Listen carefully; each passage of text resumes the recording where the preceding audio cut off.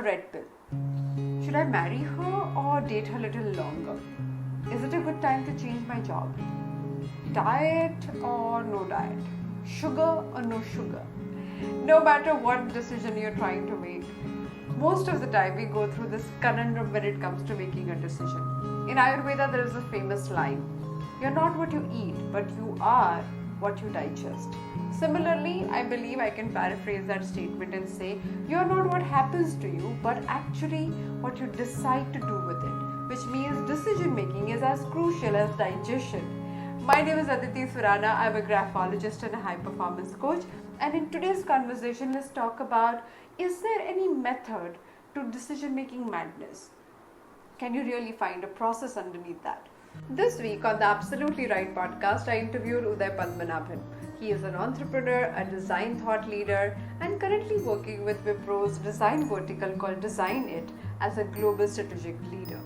When Uday was speaking about design thinking and its application to everyday life, I actually looked at it as a GPS mechanism.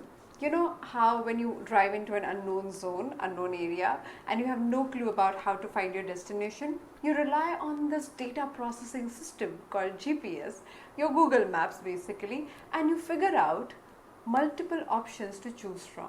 Now, what if we can have a mechanism in decision making that can allow us to do this? There are three aspects to keep in mind when it comes to decision making. First, there is no right or wrong decision, no matter which decision you're picking up.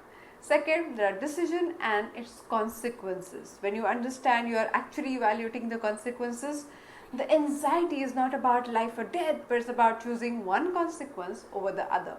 And third one, no decision is a permanent decision as long as you're alive. You might have seen people learning after falling and getting up and making different decisions, but just to make sure that they remain in the process, they keep learning from the process.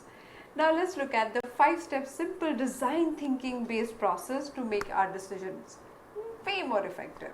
The first one is ask right questions and identify your correct problems.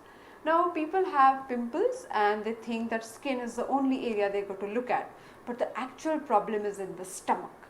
Now if you don't cure that problem, no matter how many creams you apply, your pimple is not going to go. Similarly, our problems identification is a crucial stage, because if you don't get what you're fighting correct at this point in time, then you will only look at the surface level issue. Now, asking the right question is an important aspect of the same process, because if you blame other people, if you only figure out why am I stuck here, or if you ask questions like why me every time, that is not asking questions. The actual asking question is about literally going back and figuring out what works. What exactly can you do to solve the problem? What do I require to do here to find a different solution that may work? Now, when you start thinking in this direction, you're being more solution oriented. Point number 2, physically list down all alternatives that you have in front of you. Good, bad, ugly, everything on the paper.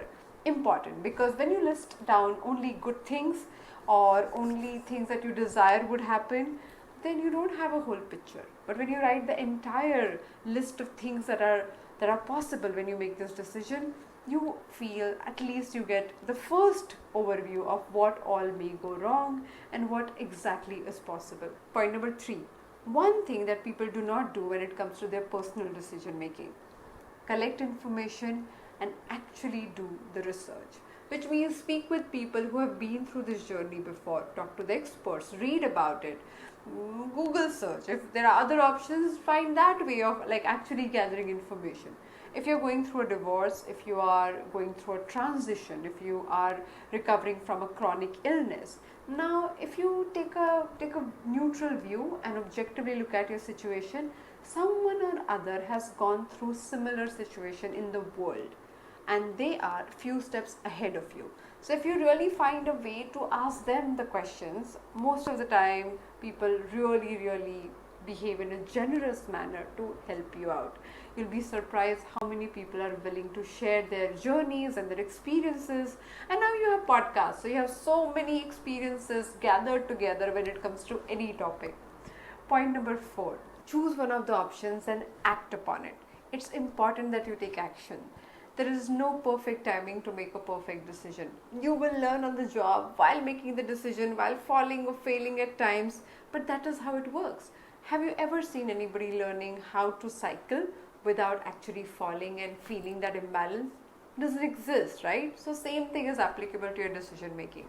Point number 5, evaluate the process, not only the results.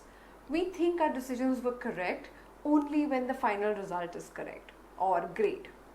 Doesn't work like that. So many times your relationships might not work, but the learnings and the great time you've had with that person was crucial. And similarly, when it comes to decision making, evaluate the process. In my research with high performing people, I discovered they ask this question again and again.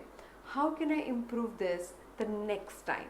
Not this time. They don't go back and blame some other people, themselves, criticize or find faults, but they look at it objectively and see what can they change the next time they get at the same point.